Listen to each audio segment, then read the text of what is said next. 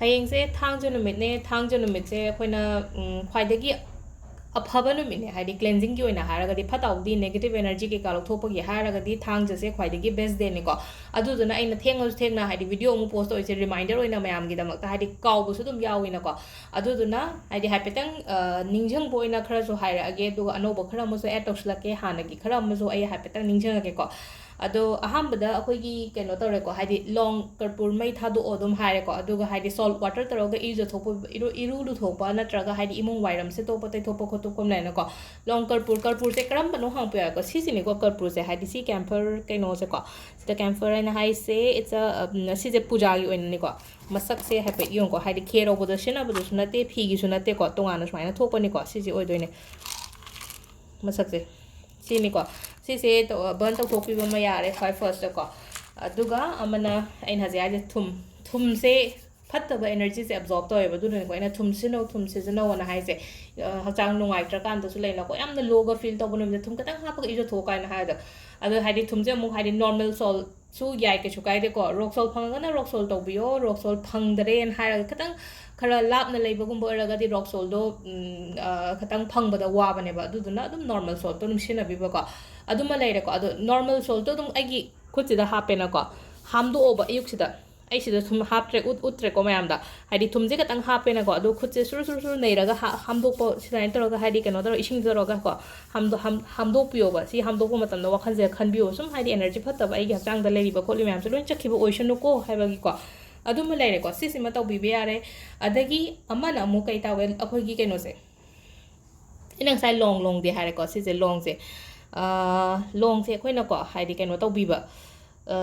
ꯁꯥꯏꯕ ꯉꯥꯛꯇꯪ ꯁꯥꯏꯌꯣ ꯁꯤꯁꯦꯀꯣ ꯍꯥꯏꯗꯤ ꯁꯦꯀꯦꯟ ꯈꯔ ꯈꯛꯇꯪꯒꯤ ꯑꯣꯏꯇꯥꯔꯁꯨ ꯌꯥꯝ ꯀꯥ ꯍꯦꯟꯅ ꯍꯥꯏꯗꯤ ꯑꯍꯥꯎꯕ ꯄꯣꯠꯇꯤ ꯅꯠꯇꯕꯅꯤꯅꯀꯣ ꯈꯇꯪ ꯁꯥꯏꯔ ꯃꯇꯝꯗꯀꯣ ꯁꯥꯏꯔꯤꯉꯩ ꯃꯇꯝꯗꯨꯗꯀꯣ ꯋꯥꯈꯟꯗ ꯈꯜꯂꯣꯕ ꯍꯥꯏꯗꯤ ꯀꯅꯥꯒꯨꯝꯕ ꯑꯃꯅ ꯂꯩꯅꯀꯣ ꯑꯩꯉꯣꯟꯗ ꯌꯦꯡꯁꯤꯜꯂꯛꯄ ꯑꯣꯏꯔꯣ ꯅꯠꯇ꯭ꯔꯒ ꯑꯩꯉꯣꯟꯗ एनर्जी ꯐꯠꯇꯕ ꯊꯥꯔꯛꯄ ꯑꯣꯏꯔꯣꯀꯣ ꯍꯥꯏꯗꯤ ꯁꯤꯁꯦ ꯑꯩꯉꯣꯟꯗ harm ꯑꯣꯏꯗꯅꯕ ꯑꯩꯉꯣꯟꯗ ꯍꯥꯏꯗꯤ ꯑꯩꯉꯣꯟꯗ ꯁꯣꯛꯇꯅꯕꯒꯤꯗꯃꯛꯇꯀꯣ ꯍꯥꯏꯗꯤ ꯑꯩ ꯅꯉꯣꯟꯗ ꯍꯥꯏꯗꯤ ꯑꯃꯨꯛ ꯅꯉꯣꯟꯗ ꯑꯗꯨꯝ ꯍꯟꯈꯤꯕ ꯑꯣꯏꯌꯣ ꯍꯥꯏꯅꯀꯣ ꯁꯥꯏꯔꯒꯅꯦꯀꯣ ꯁꯤꯁꯨ ꯐꯠꯂꯥꯎ ꯑꯣꯠꯊꯣꯛꯈꯣꯕ ꯑꯗꯨꯝ ꯁꯤꯁꯤꯃ ꯇꯧꯕꯤꯕ ꯌꯥꯏꯀꯣ ꯍꯥꯏꯗꯤ ꯁꯨꯝ ꯅꯨꯡꯉꯥꯏꯇꯕ ꯈꯣꯠꯇꯕ ꯌꯥꯝꯅ ꯂꯣ ꯐꯤꯜ ꯑꯣꯏꯕꯒꯨꯝꯕ ꯃꯤ ꯂꯩꯔꯒꯗꯤꯀꯣ ꯍꯥꯏꯗꯤ ꯁꯥꯏꯕ ꯃꯇꯝꯗ ꯋꯥꯈꯟꯗꯣ ꯈꯜꯂꯣꯕ ꯑꯩꯉꯣꯟꯗ ꯅꯪꯅ ꯊꯥꯔꯛꯏꯕ ꯈꯣꯠꯂꯤꯕ ꯐꯠꯇꯥꯎꯇꯤ ꯃꯌꯥꯝꯁꯦ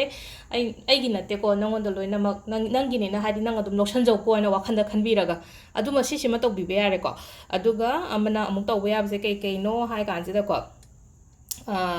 इमुंग क्लेंजिंग की हारसिनेको इमुंग क्लेंजिंग हाइडिंग साइगे इन हाबदो सिदा थुम चामच अहुम खतंग हापो इसिंग ग्लास हम लौबिरो थुम चामच अहुम हापो सिसे ऐगी को हाइड एना कांगदा थमो हाइको कांगदा थम फरक ताइ हारपो याको दु तारग के सुकाइदे युमगी ऐगी बेडरूम के कॉर्नर अम थमो बसे के सुकाइदे बा हाइदि युम जे सुमाइना चुथेक नाइ दोइना रूम से को हादु सेना कॉर्नर गुम अम थम्बियोबा सिसिमा लेरेको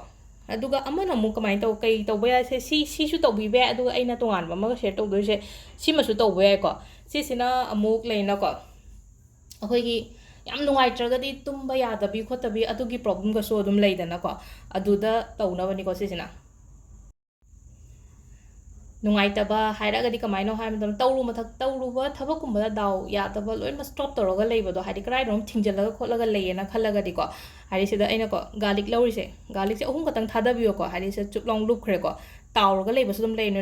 लुप किसनोबा अदुगनेको सिसे हाइदि अखोइना ओइरोमदा सुमाइना कनो तौरो अइना ममांगदा कॉफी की मैनिफेस्टेशन तौ मतमदा हाइदि अइना पाम्बा पोतो सुमाइना क्लॉकवाइज डायरेक्शन दो उंगो हाइनाको सिसिना अमु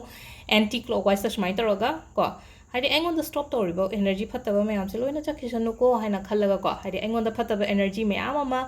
ꯑꯩꯒꯤ ꯂꯝꯕꯤꯗ ꯄꯜꯂꯒ ꯂꯩꯔꯤꯕ ꯑꯩꯒꯤ ꯍꯦꯜꯊꯀꯤꯗ ꯑꯣꯏꯔꯣ ꯑꯩꯒꯤ ꯖꯣꯕꯀꯤꯗ ꯑꯣꯏꯔꯣ ꯅꯠꯇ꯭ꯔꯒ ꯑꯦꯅꯤ ꯄ꯭ꯔꯣꯕ꯭ꯂꯦꯝ ꯑꯩꯒꯤ ꯏꯃꯨꯡ ꯃꯅꯨꯡꯒꯤ ꯏꯁꯨꯁꯇ ꯂꯩꯔꯣꯀꯣ ꯑꯗꯨꯃꯥꯏꯅ ꯍꯥꯏꯇꯧ ꯁꯨꯃꯥꯏꯅ ꯍꯥꯏꯗꯤꯀꯣ ꯑꯩꯅ ꯃꯅꯤꯡꯂꯣꯝꯗ ꯍꯜꯂꯛꯑꯣꯕ ꯍꯥꯏꯗꯤ ꯄꯥꯝꯖꯗꯕ ꯄꯣꯠꯅꯤꯅ ꯃꯅꯤꯡꯂꯣꯝꯗ ꯍꯜꯂꯛꯄ ꯁꯨꯃꯥꯏꯅ ꯇꯧꯔꯒ ꯁꯦꯝ ꯉꯁꯥꯏꯒꯤ ꯑꯩꯈꯣꯏ ꯄꯦꯄꯔ ꯐꯣꯜꯗꯤꯡ ꯃꯦꯊꯗꯇ ꯑꯣꯄꯣꯖꯤꯠ ꯁꯥꯏꯗꯇ ꯇꯧꯋꯤꯗꯅ ꯍꯥꯏꯗꯤ ꯑꯩꯅ ꯄꯥꯝꯃꯒꯅ ꯑꯩꯔꯣꯝꯗ ꯑꯣꯟꯁꯤꯜꯂꯦ ꯑꯗꯣ ꯉꯁꯥꯏꯒꯤ ꯍꯥꯏꯗꯤ ꯑꯩꯈꯣꯏꯅ ꯀꯣꯐꯤ ꯃꯦꯅꯤꯐꯦꯁꯇꯦꯁꯟꯒꯨꯝꯕ ꯇꯧꯕ ꯃꯇꯝꯗꯁꯨ ꯍꯥꯏꯗꯤ ꯑꯩꯅ ꯑꯄꯥꯝꯕ ꯄꯣꯠꯇꯣ ꯍꯥꯏꯗꯤ ꯋꯥꯈꯟꯗꯣ ꯏꯟꯇꯦꯟꯁꯟꯗꯣ ꯍꯥꯞꯄ ꯁꯣꯝ ꯅꯥꯀꯟꯗ ꯆꯨꯝꯅ ꯑꯗꯨꯝ ꯎꯡꯉꯤꯅ ꯁꯤꯅ ꯆꯨꯝꯅ ꯄꯥꯝꯖꯗꯕꯅꯦꯕ ꯑꯗꯨꯅ ꯍꯥꯏꯗꯤ ꯃꯅꯤꯡ ꯍꯜꯂꯛꯑꯒ ꯋꯥꯈꯟꯗ ꯈꯟꯕꯤꯌꯨ ꯋꯥꯠ ever stopping me ko haidi for any kenoma haidi afaba pot amagi damakta haidi stop toroga leiba mayam se leitana bagi damakta ko wakhanjil maina khanbira intention do happa ko ꯑꯗꯨꯒ ꯁꯤꯒꯤꯁꯤꯁꯨ ꯆꯞ ꯃꯥꯟꯅꯅꯀꯣ ꯁꯤꯁꯤꯅ ꯀꯩꯅꯣꯗ ꯍꯥꯏꯗꯤ ꯁꯤꯅ ꯐꯃꯨꯡ ꯃꯈꯥꯗ ꯊꯝꯗꯕ ꯁꯨꯡꯌꯥ ꯌꯥꯔꯔꯣꯏꯀꯣ ꯁꯤꯁꯤꯅ ꯍꯥꯏꯗꯤ ꯑꯅꯥꯕꯒꯤꯁꯨ ꯇꯧꯕ ꯌꯥꯏꯀꯣ ꯍꯥꯏꯗꯤ ꯁꯤꯅ ꯐꯃꯨꯡ ꯃꯈꯥꯗ ꯊꯝꯃꯣ ꯂꯨꯈꯨꯝꯒꯤ ꯈꯤꯇꯪ ꯈꯔ ꯏꯟꯖꯜꯂ ꯊꯝꯃꯣ ꯑꯉꯥꯡꯒꯨꯝꯕ ꯂꯩꯕ ꯑꯣꯏꯇꯥꯔꯗꯤ ꯁꯣꯛꯀꯅꯤ ꯈꯣꯠꯀꯅꯤ ꯍꯥꯏꯗꯤ ꯁꯣꯛꯄ ꯍꯥꯏꯔꯒꯗꯤ ꯁꯨꯝ ꯍꯥꯏꯗꯤ ꯈꯣꯡꯅ ꯁꯣꯛꯄ ꯇꯧꯍꯣꯏꯗꯕ ꯑꯗꯨꯒꯤ ꯋꯥ ꯅꯠꯇꯦꯀꯣ ꯊꯦꯡꯉꯒ ꯍꯩꯗꯣꯛꯄꯁꯨ ꯅꯨꯡꯉꯥꯏꯇꯦꯅ ꯑꯗꯣ ꯈꯔ ꯏꯟꯖꯜꯂꯒ ꯃꯅꯨꯡꯗ ꯑꯗꯨꯃꯥꯏꯅ ꯇꯧꯔ ꯊꯝꯕꯤꯌꯨꯀꯣ ꯁꯤꯃꯒ ꯇꯧꯕꯤꯕ ꯌꯥꯔꯦꯀꯣ ꯍꯥꯏꯗꯤ ꯑꯩꯈꯣꯏꯒꯤ ꯁꯥꯇꯔꯗꯦꯒꯤ ꯑꯩꯈꯣꯏꯅ ꯇꯧꯕ ꯌꯥꯕ ꯃꯌꯥꯝꯁꯦ ꯑꯗꯣ